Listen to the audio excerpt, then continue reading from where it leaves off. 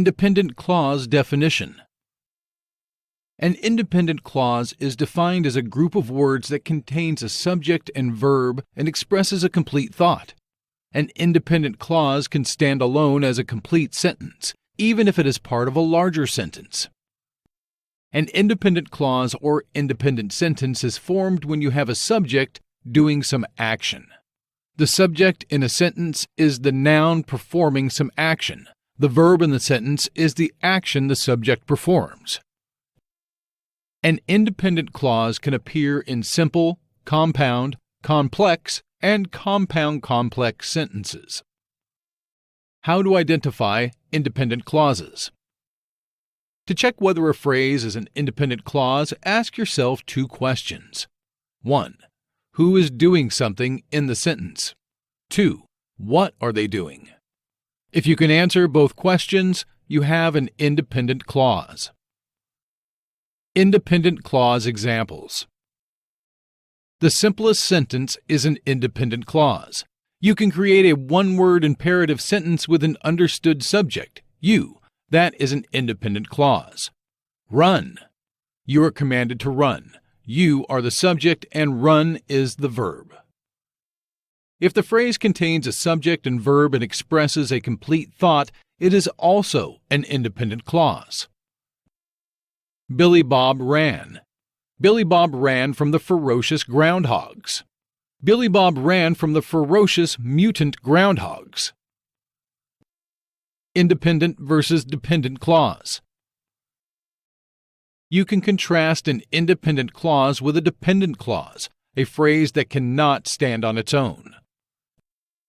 Upon seeing the horde of groundhogs, Billy Bob ran. If we try to write just the dependent clause as a sentence, it makes no sense. Upon seeing the horde of groundhogs. Since you have no idea who did something, you do not have an independent clause or a complete sentence. Independent clauses are used to create several types of sentence structures. It can be difficult to identify independent clauses, especially in compound, complex, or compound-complex sentences. A simple sentence is formed with just one independent clause. An example is, "The dog ate my homework." The dog is the subject and eating is the verb. When you join several clauses together is when it gets difficult to find the independent clauses. Compound sentences. Join two or more independent clauses with either a semicolon or a coordinating junction. Easily remembered with the acronym FANBOYS. You must use commas when joining the two independent clauses with a coordinating conjunction. Here are two compound sentences from Robert Louis Stevenson's Treasure Island. The top one uses a semicolon to join the first independent clause to the second independent clause, and the bottom uses a comma and a coordinating conjunction, connecting word. In both examples, the two sentences can be broken into two separate sentences and still grammatically correct. Complex sentences contain independent and dependent clauses. The dependent clause is attached to the independent clause with a subordinating conjunction. Some common subordinating conjunctions are although, because, before, even though, if, since, until, when.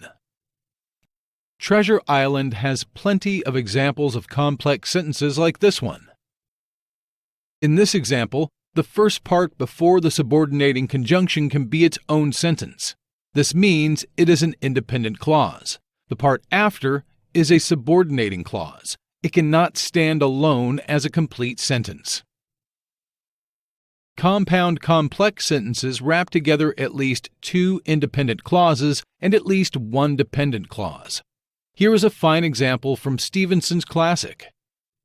Complex sentences tend to be long and use both coordinating and subordinating conjunctions in their construction.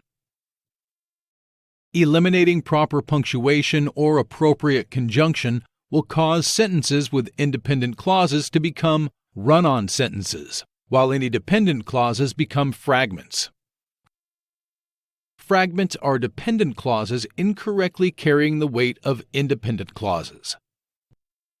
Everyday conversation is rich with fragments. We speak for brevity and clarity, not for posterity.